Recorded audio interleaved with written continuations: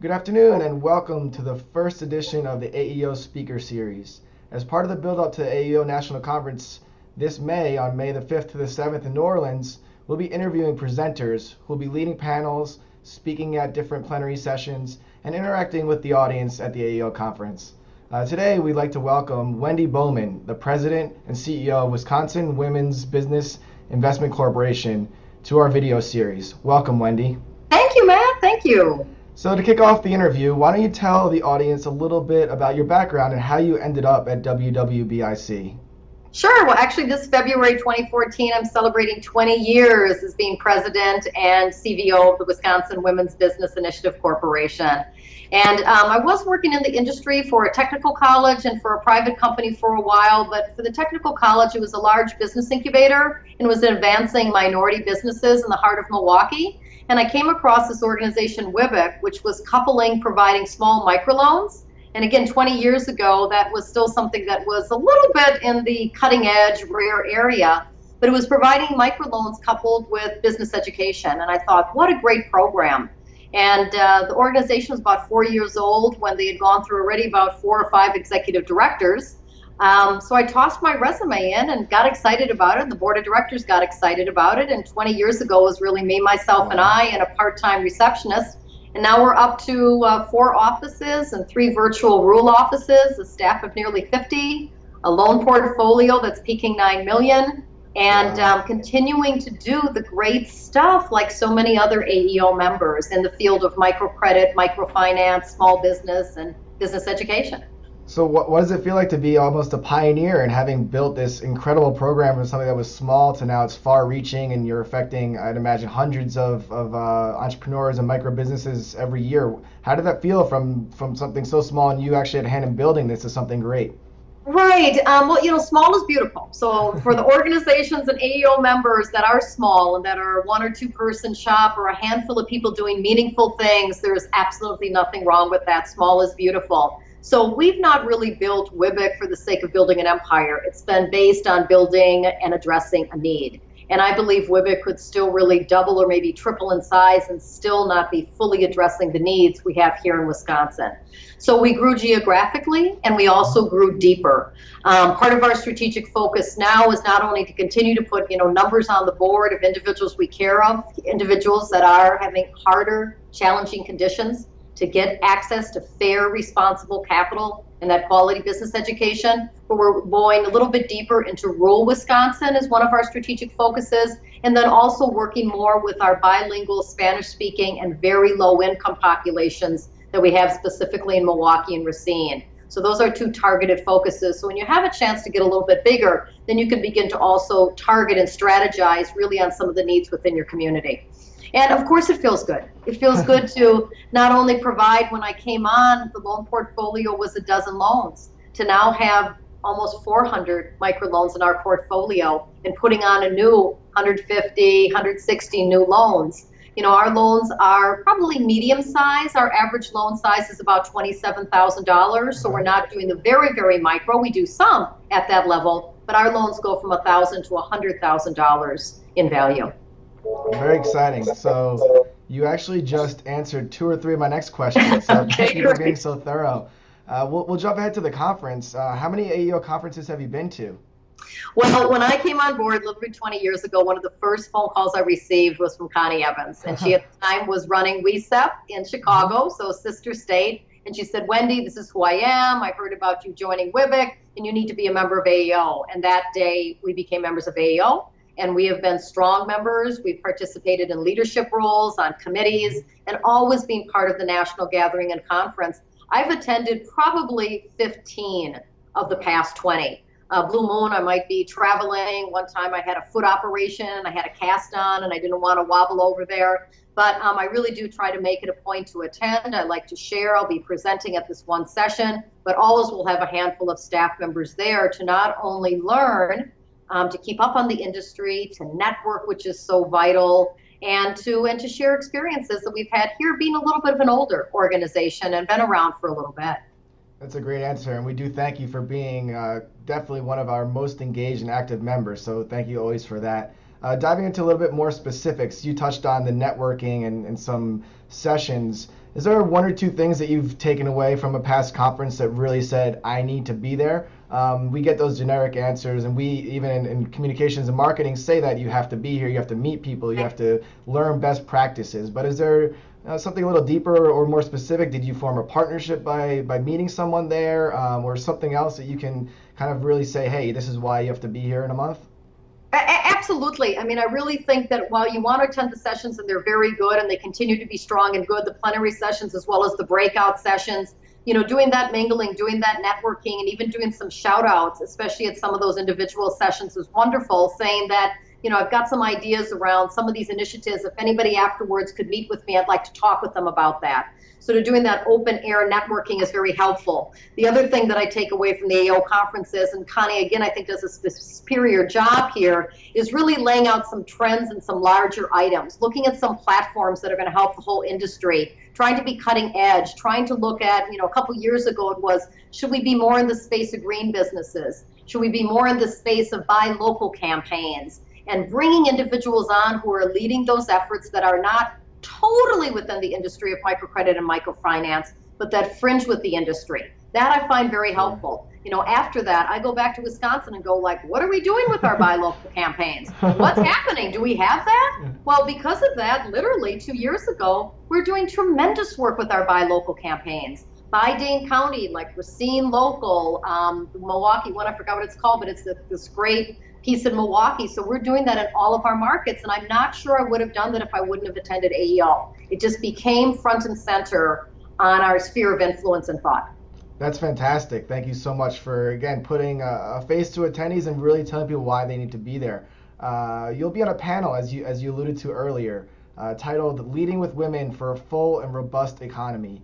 Can you give the potential attendees and the attendees a little teaser of what you'll be talking about and focusing on during that session? Well, I already know it's a top-rated session. It's going to be great. How could it not? The title is Leading with Women, Leading for Women. How could it not?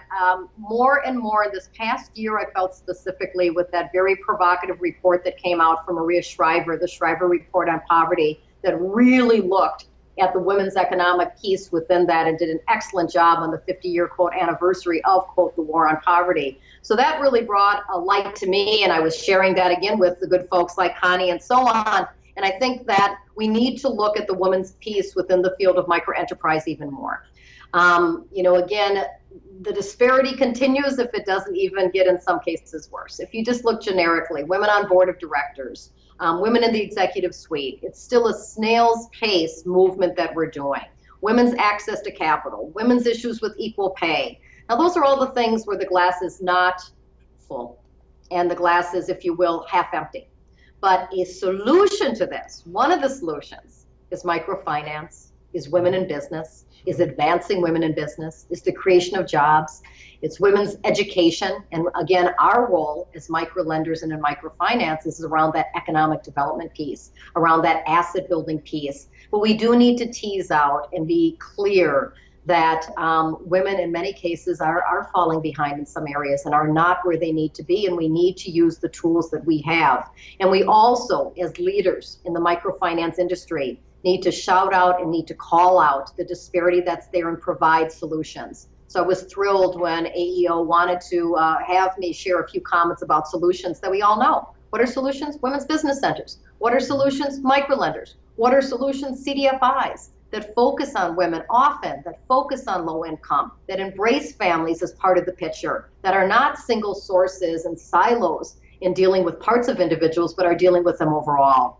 I was also pleased after that blog, I got thinking and I thought, I need to send this out locally. So I sent it to the Milwaukee Journal Sentinel. It was on the cover of this most recent editorial page in the Sunday paper. So, we also, part of what I'd like to instill here is not only take on the fight for microfinance, but we can take on a broader piece in advancing things out there, but providing the solutions for it. It's very exciting. And touching on that, you are constantly sending us all these incredible stories about accomplishments and what the great things that both WWBIC is doing as well as your clients. How do you really develop these relationships to get coverage of these stories and what you're doing that's so exciting in the micro and small business world? Right. Well, the media, the fourth source, as they say, or the fourth power, I still feel that our industry does not use media like they need to and like they should. Not only does it help these small businesses to put them out front and center in the media, be that social media, local papers, community papers, radio shows, blogs, TV, all of that. But we can sell our work by putting successful clients and our loan clients and clients taking our education front and center. So we're media hounds. We worry if we're not in the media every single week. And we think these stories are so great. I was doing some house visits just last week, and I was in Congresswoman Gwen Moore's office, and I gave the rundown, and I showed the media, and I showed our statistics, and last year, and she goes, well, aren't you just the good news people? Because we are. Yeah. We in microfinance are the good news people, and news needs to be heard every day, as they say, 7/24, 24/7, 365. So again, while I won't be doing a session on that, I cannot share how important it is to consistently, constantly get information out to your local media sources on the success of the beautiful people and businesses that you're working with. On the 100th loan you've made this year, on the whatever IDA that you've been able to close for a business or a new home ownership, on the individual that sold the fastest, did the most, is doing something unusual. There's stories every single day that we see here, and we really need to get those out in the media, because we are the solution people. We're the good news people. That's very inspiring, Wendy. Thank you for that message, and we're going to make sure all of our PR, marketing, communications, and media relations people throughout our network will get that message loud and clear. So let's close this with a few fun questions. Being that we're in New Orleans in the beginning of May again for this year's conference, do you have a favorite delicacy, a Southern delicacy or a New Orleans specific delicacy you're looking forward to eating? Well, I'll start with my drink first. Everybody has to have a Sazerac, because the Sazerac is the classic New Orleans drink. And if you want to have the best Sazerac in town, it's at the bar at our nose, right in the district. So that's fabulous. Now, I said that to everybody, and I probably won't be able to get a seat in the bar than myself, but it's this beautiful restaurant that has this beautiful bar called Our Nose Sazeracs. So that's your drink. I'm not sure about that colorful hurricane stuff. I don't do those kind of drinks. In terms of food, I am a vegetarian, but I do eat seafood, so of course I'm in the perfect town for that. But the shrimp are unbelievable. You know, oysters are great. There's a place called Acme Oyster House just on the edge also of the district, and so that's great. But to me, it's really the seafood. The shrimp specifically, I absolutely love. Those are some of my favorites. Thanks for the local insight. I'm sure there will be people there now trying your drink and your food of choice. And anything around town, it sounds like you've been at least once before. Anything around town that you're looking forward to see or do while you're there as well?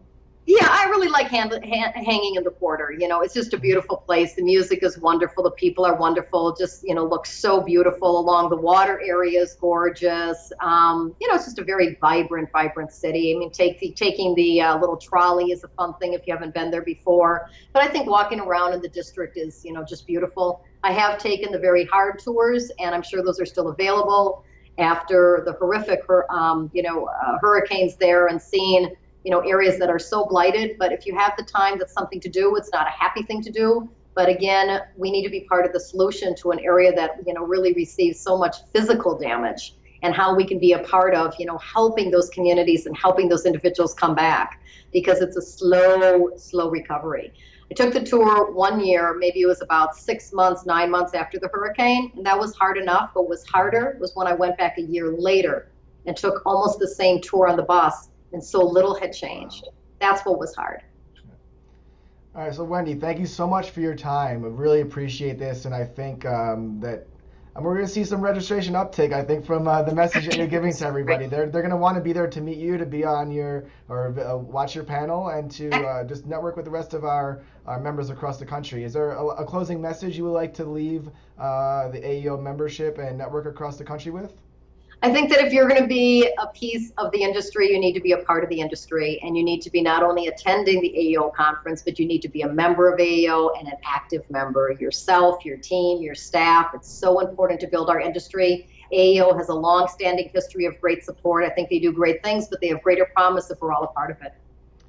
Wendy, I definitely could not have said it any better myself. So again, thank you for your time. And for listeners out there, let's hope that we see all of you on May 5th through the 7th in New Orleans. We're going to have a great time eating the local food, maybe trying that Sazerac with Wendy at the bar, as well as just learning from peers and learning the best practices and really creating strong partnerships and new thoughts and ideas that will come out through the conference.